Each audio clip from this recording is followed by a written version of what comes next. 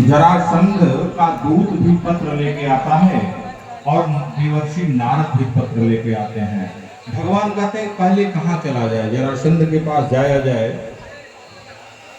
कि पांडवों के यहाँ राजसूय यज्ञ में जाया जाए। भगवान कहते हैं कि नहीं, पहले जरासंध के जो बंदी खाने में 20,000 राजा कैदी हैं, बंद हैं, उनको छुड़ाने हमें चलना होगा। भगवान जाते हैं और भगवान जाकर सबसे पहले भगवान कहाँ जाते हैं? इंद्रप्रस्थ जाते हैं। क्योंकि जरासंध जब बचा है तो कैसे राजसूय यज्ञ होगा? जब सब राजाओं से विजय आप प्राप्त कर लेंगे, विजय प्राप्त कर लेंगे, तब राजसूय यज्ञ संपन्न होगा। क्योंकि उसको तो जीतना बड़ा कठिन है। भगवान कहते हैं कोई बात नहीं, हम लोग जा रहे हैं। जरासंध के यहाँ 3 लोग गए। कौन कौन? भीम, अर्जुन और द्वारिकाधीश प्रभु। तीनों लोग ब्राह्मण वेश में गए। ब्राह्मण वेश में जाकर द्वंद्व युद्ध की भिक्षा मांगते हैं। जरासंध बड़ा विस्मय हुआ। जरासंध मन में कहता है कि भाई एक ब्राह्मण तो द्वंद्व युद्ध की भिक्षा मांग ही नहीं सकता है। जरासंध कहता है चलो द्वंद्व युद्ध की भिक्षा हमने प्रदान कर दी आपको, लेकिन पहले आप लोग अपना परिचय बताओ कि आप लोग हो कौन। मैं जानता हूं कि ब्राह्मण द्वंद्व युद्ध हमसे नहीं कर सकता है, इसलिए आप लोग परिचय बता दो, द्वंद्व युद्ध करूंगा, ये वचन देता हूं। जरासंध का ये वचन है। भगवान सबसे पहले परिचय देते हैं अर्जुन का, ये अर्जुन है। अर्जुन है, इससे तो युद्ध नहीं करूंगा क्योंकि ये मेरे टक्कर का है ही नहीं है। फिर अपना परिचय दे कि मैं द्वारिकाधीश में नहीं, तुमसे भी युद्ध नहीं करूंगा, तुम रण छोड़ हो, तो रण छोड़ के भाग गए थे, तुमसे युद्ध का कोई सवाल ही नहीं बनता है। ये कौन है जो कुछ हट्ठा कट्ठा मोटा तगड़ा दिखाई दे रहा है? कहीं ये भीम है। कहा हाँ, ऐसा मैंने सुना है कि इसके अंदर 10,000 हाथियों का बल है, इससे द्वंद्व युद्ध मैं कर सकता हूँ। श्री कृष्ण कहते हैं अरे भीम भैया, ये तो तुमको ही पास किया, हम दोनों को फेल कर दिया। अब भीम कह रहे हैं कि इसीलिए ले आए थे, हम भी समझ रहे हैं, चलो कोई बात नहीं, द्वंद्व युद्ध करूंगा। दिन भर जरासंध द्वंद्व युद्ध करता था भीम जी के साथ, और रात्रि में आदित्य सत्कार करता था। फिर प्रातः बेला द्वंद्व युद्ध शुरू, सायं हुआ आदित्य सत्कार। ऐसे ऐसे करते करते कई दिन बीत गया द्वंद्व युद्ध होते होते। भीम भैया कहते हैं कि हे केशव, रात्रि में कि हे केशव सुनो, अब हम इससे द्वंद्व युद्ध नहीं करेंगे। अब हमारे शरीर का बल टूटा चला जा रहा है, और जैसे तुम भगोड़े बन गए थे रण छोड़कर, मैं भी भाग जाऊंगा, अब मैं इसे युद्ध नहीं कर सकता। द्वारकाधीश प्रभु कहते हैं कि अरे तो आप ही को पास किया था, फिर आप क्यों नहीं करोगे? करो। और एक बात कहूं भीम भैया, ध्यान से सुनो, जब तुम युद्ध करते हो तो एक आध बार मेरी तरफ तो देख लिया करो, क्योंकि तुम्हारी तरफ देखने से क्या होगा? तो ठीक है जाओ आज युद्ध करना, और एक बार हमारी तरफ देख लेना। चलो तुम्हारे बातों को मानकर आज एक दिन और युद्ध करूंगा, और अगर आज कुछ नहीं हुआ तो मैं आज के रात्रि में भाग जाऊंगा, अब हमसे युद्ध नहीं होगा। गए और द्वंद्व युद्ध चल रहा था। भगवान द्वंद्व युद्ध में भीम जी द्वंद्व युद्ध कम कर रहे थे, बार बार भगवान को देख रहे थे, द्वारकाधीश को देख रहे थे। जब भगवान की तरफ देखे तो भगवान एक तिनका उठाए, एक तिनका घास, और घास को ऐसे फाड़ा दो भाग में, और फाड़ कर एक घास इधर और एक घास उधर। भीम भैया समझ गए और भीम भैया अपने पैरों से जरासंध को दो भाग में चीर दिए, और दो भाग में चीर कर एक भाग इधर और एक भाग उधर, और जरासंध की मृत्यु हो गई। उसके बाद आए फिर लौट कर इंद्रप्रस्थ हस्तिनापुर में, और राजसूय यज्ञ संपन्न हुआ। उस राजसूय यज्ञ में प्रथम पूजन द्वारिकाधीश को किया गया, और शिशुपाल विरोध किया, गाली देने लगा।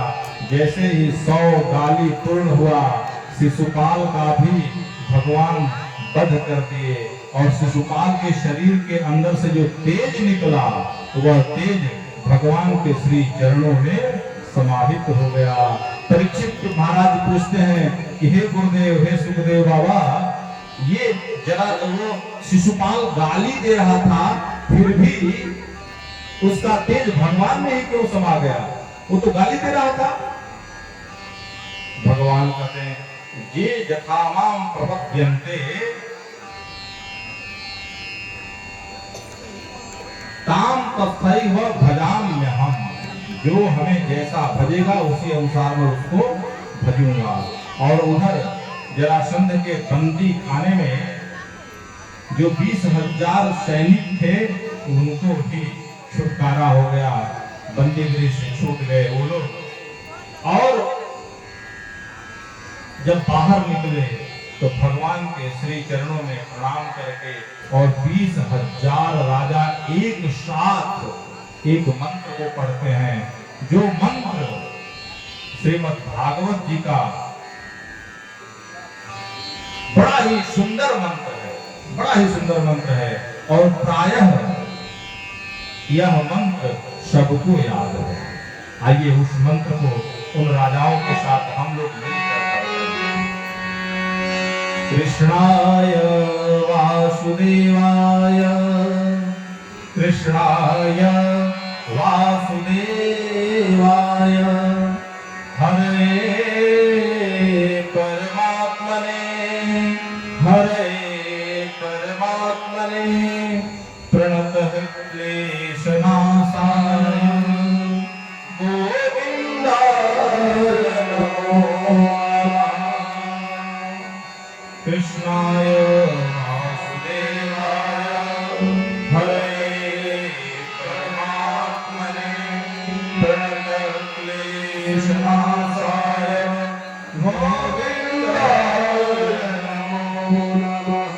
भागवत जी के 10वें स्कंध का 73वां अध्याय और 16वां ये श्लोक है, और भागवत जी का सबसे सुंदर मंत्र माना जाता है। प्रणत जनों के क्लेश को दूर करने वाले हमारे कृष्ण कन्हैया ये माधव नंदिनी हैं और कोई दूसरे नहीं हैं। और कहते हैं कि हे भगवान, हमारे संकट को, हमारे क्लेश को आप हरिए। और निश्चय ही इस मंत्र का जो भी व्यक्ति बड़े प्रेम से, भाव से प्रतिदिन अगर एक माला जप करेगा, तो उसके रोगादि ही नहीं, शरीर से लेकर मन, वाणी, बुद्धि, विचार, व्यवहार संबंधित जितने रोग हैं, काम रोग, भव रोग, दैहिक, दैविक, भौतिक, सब प्रायः दूर हो जाएंगे, इसमें संशय नहीं है। अब सुखदेव बाबा कहते हैं कि परीक्षित कुछ और सुनना चाहते हो? क्योंकि भगवान एक बात बताऊं आपको, भगवान के तो गुणगान अनंत हैं, जिसका कोई बखान ही नहीं कर पाता। लेकिन अगर तुम कोई विशेष भगवत चरित्र सुनना चाहते हो तो बताओ। परीक्षित कहते हैं, हाँ गुरुदेव, अनंत भगवान के गुण गण गान अनंत तो हैं, लेकिन आप बार बार प्रभु को दीन बंधु आदि नामों से पुकारते हैं, लेकिन अभी तक आपने कोई दीन बंधुता का चरित्र नहीं सुनाया। अरे भगवान कभी किसी दीन को भी बंधु बनाए हैं? सुखदेव जी को सुदामा दिया, कहते अरे राजन, ऐसे दीनहीन सखा की कथा सुनाते हैं, तुम ध्यान से सुनो। परीक्षित महाराज सावधान हो जाते हैं, क्योंकि दीन बंधु की कथा है, दीनहीन की कथा है। आइए हम भी आपको अपने प्रयास से सुनाते हैं।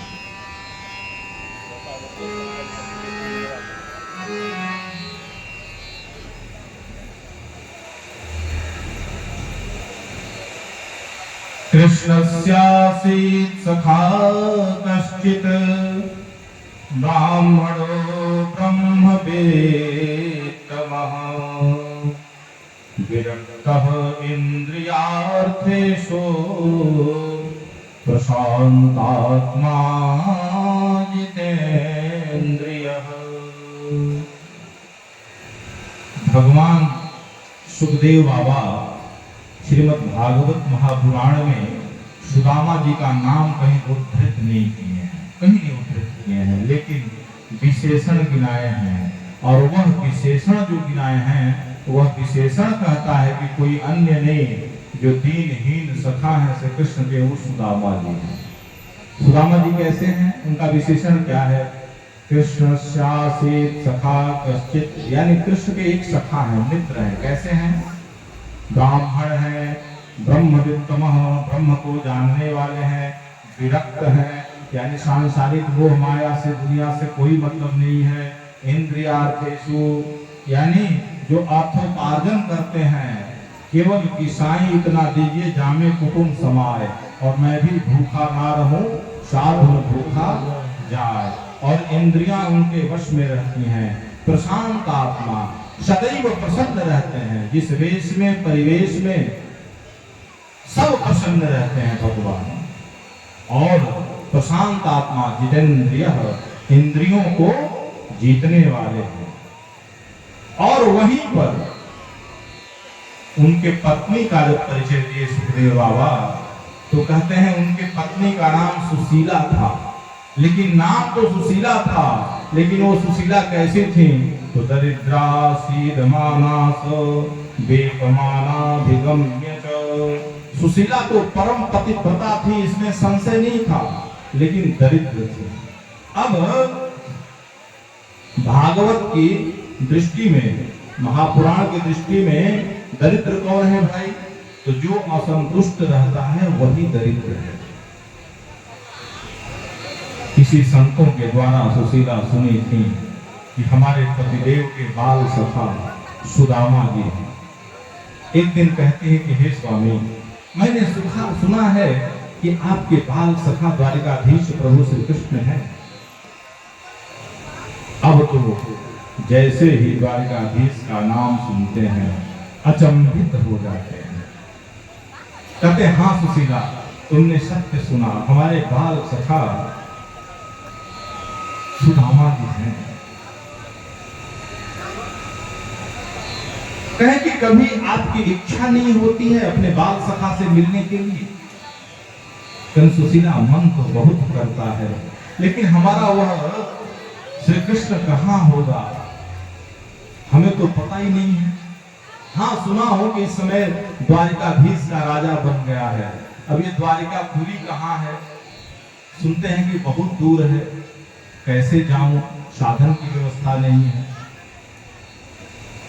अब सुदामा जी के मन में उत्कंठा हो रही है, सुशीला के कहने पर कि कैसे भी हो मैं अपने मित्र से जाकर मिल लूं।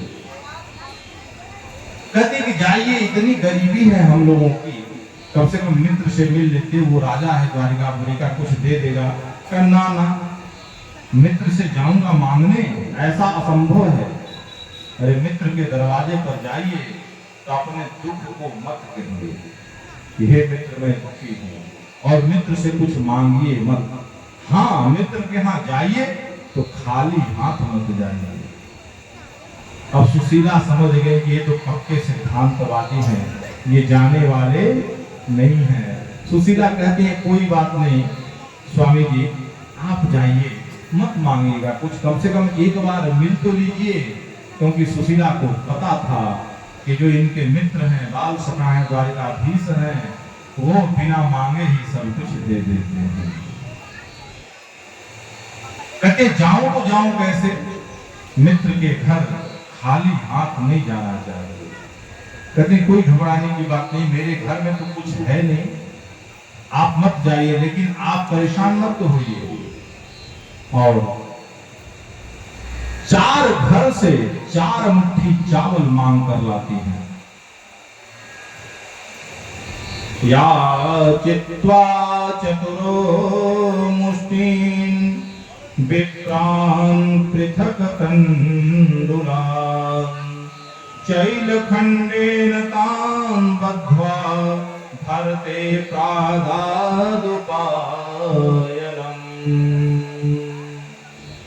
चैलखण्डान, जो तंडुलान है, चैलखण्डान 4 मुट्ठी 4 घर से, तो 4 मुट्ठी घर से चावल क्यों मांगे भाई? तो एक एक मुट्ठी जब 4 घर का चावल रहेगा तो चारों अलग अलग चावल रहेगा। और हमारे द्वारिकाधीश प्रभु तो अंतर्यामी हैं, जब वो चावल देखेंगे प्रसाद स्वरूप में जो मैं भेंट भेज रही हूँ, तो हमारे प्रभु समझ जाएंगे कि ये इनके घर का चावल नहीं है। अगर इनके घर का चावल रहता तो एक तरह का रहता, ये तो चावल 4 घर से आया है।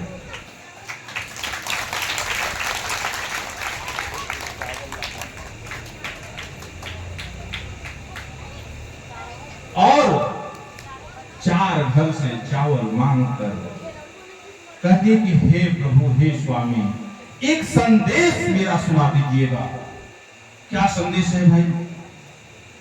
1 मास द्वैपाख में 2 एकादशी हो,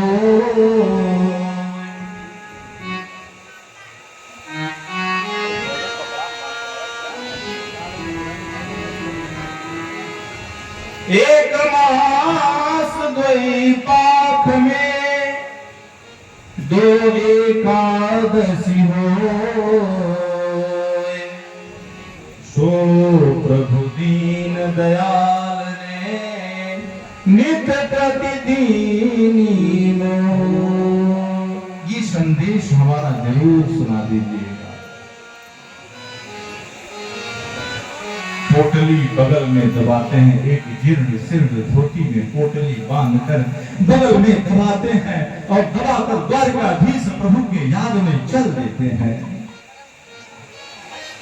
जो द्वारिकाधीश प्रभु के याद में चलते हैं, रास्ता का नहीं पता है, राहगीर से पूछते हैं कि द्वारिकापुरी कहाँ है, हमारे कृष्ण कन्हैया कहाँ मिलेंगे? वो राहगीर कहता है, जब उनकी अवस्था देखता है तो कहता है कि अरे प्रभु, आप 1 साल में पहुंचोगे कि 10 साल में पहुंचोगे, द्वारिकापुरी तो बहुत दूर है। पूछते पूछते सुदामा जी महाराज मनोहरपुर ग्राम में भी आ गए, हमारे मदन भैया मिल गए। पूछे कि बता दीजिए कि द्वारिकापुरी कहाँ है? मदन भैया कहते हैं कि वो तो कम से कम 2000 किलोमीटर दूर है, प्रभु आप यहाँ कैसे चले आए? अब कहते हैं सुदामा जी कि हे प्रभु, ये जिससे मैं पूछूं वो कम नहीं बताता है, दूर ही बताता है, मैं आऊं कैसे? रास्ते में जाते समय गंगा नदी जब पार किए, नदी पार किए गंगा जी का, तो एक जंगल आया, उनको नींद आ गई और द्वारिकाधीश प्रभु के याद में उस जंगल में एक वृक्ष के नीचे सुदामा जी सो जाते हैं। और जब सुदामा जी सो जाते हैं और जब सुदामा जी की नींद खुलती है तो सुदामा जी क्या देखते हैं कि बड़ी बड़ी अट्टारियां, बड़े बड़े बिल्डिंग खड़े हैं, बड़े चौड़े चौड़े रोड हैं, कॉरिडोर बना हुआ है, समुद्र की लहरें उफान मार रही हैं। पूछते हैं एक राहगीर से कि भैया द्वारिकापुरी का पता बता दोगे? राहगीर हंसने लगता है, कहता है कि अरे आप द्वारिकापुरी में ही खड़े हो। सुदामा जी मन में विचार करते हैं कि वाह रे प्रभु। और भगवान भी कहते हैं कि जब आवे तू एक पग मैं आऊं पग 60। अरे तू एक पग बढ़ा के तो देख भगवान के तरफ, भगवान 60 पग आगे बढ़ेंगे तुम्हारे। कहते कोई बात नहीं, मैं तो वृक्ष के नीचे सोया था और सोते ही भगवान की कृपा करुणा कैसे हम द्वारिकापुरी आ गए हमें नहीं पता। चलो कोई बात नहीं, जब हम द्वारिकापुरी आ ही गए हैं तो द्वारिकाधीश का पता बता दो। राहगीर कहता है कि आप चले जाओ सीधा, और सीधा जाओगे तो एक बड़ा गेट मिलेगा। उस गेट के दरवाजे पर जय विजय नाम के 2 द्वारपाल खड़े हैं और वही द्वारिकाधीश प्रभु का मेन गेट है, और वही द्वारपाल आपको द्वारिकाधीश से मिला देंगे। आगे बढ़ते हैं, जाते हैं और जय विजय से कहते हैं कि हे द्वारपालों, एक विनती है। क्या भाई? मैं कृष्ण का बाल सखा हूं। बाल सखा, द्वारपाल की आंखें अचंभित हो जाती हैं उनके दशा को देखकर। पैर में चप्पल नहीं, सर पे पगड़ी नहीं, तन में वस्त्र नहीं, जीर्ण शीर्ण वस्त्र, एक हाथ में लाठी भी है, वो भी लाठी टूटी हुई है। द्वारपाल मन में विचार करता है कि एक बार तो सनकादियों को मैं अंदर भगवान से मिलने नहीं दिया था, हमें श्राप मिला, 3 जन्मों तक राक्षस बनना पड़ा। और ये पता नहीं किस वेश में कौन सा अवधूत आया है कि ये ऐसे भी भगवान की ये बाल सखा हो सकते हैं। द्वारपाल बड़ा सम्मान के साथ उनको बैठाता है और कहता है कि हे ब्राह्मण देव, आप जो भी बैठिए, अब मैं वो दोबारा वो गलती नहीं करूंगा जिससे राक्षस बनना पड़ेगा। मैं द्वारिकाधीश प्रभु के पास जाकर संदेश आपका सुनाता हूँ। और कहते हैं क्या कहना है, सुदामा जी क्या कहना चाहते हैं, वो संदेश सुदामा जी द्वारपालों से कहते हैं कि जाके कही है कि आइल है पूरन का मीतवा, जाके कही है कि आइल है पूरन का मीतवा, जाके कही है कि आइल है पूरन का मीतवा,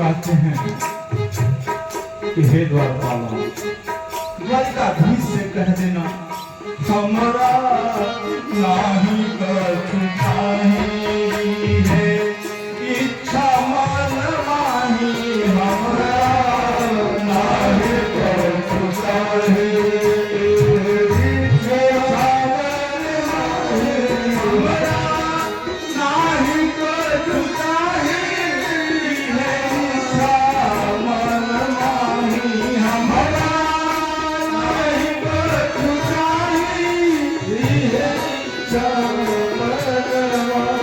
खाली दर्शन के भुखाइल बा, खाली दर्शन के भुखाइल बा, तुरंत का मिटवा खाली दर्शन के भुखाइल बा, तुरंत का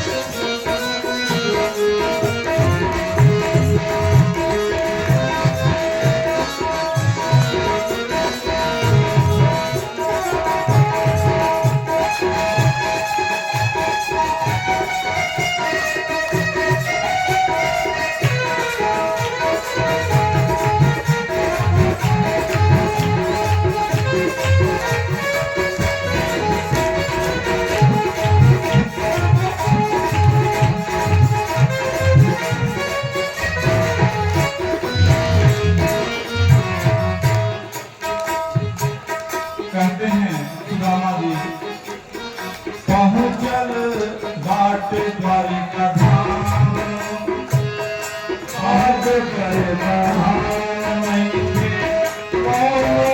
स्थान, पहुँचल बाट द्वारिका धाम, स्थान पहुँचल बाट द्वारिका धाम,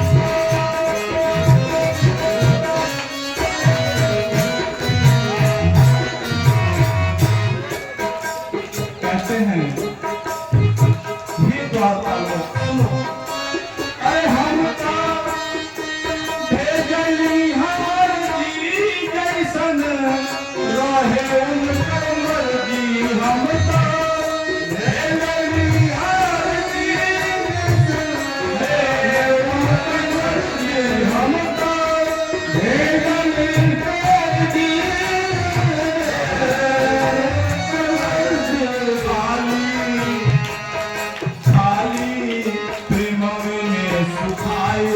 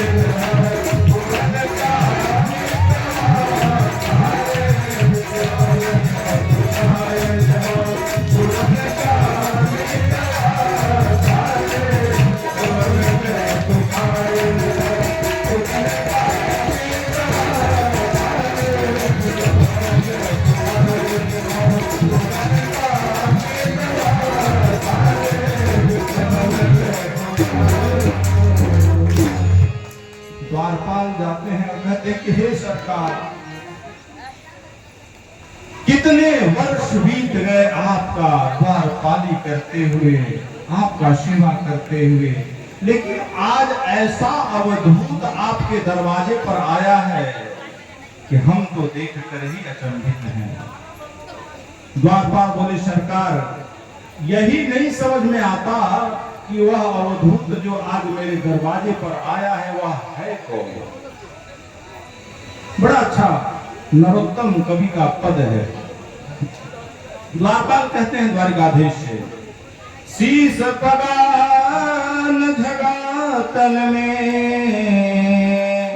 प्रभु जाने को आही बसे ग्रामा, धोती फटी सिलटी दुपटी अरुपाय उपान की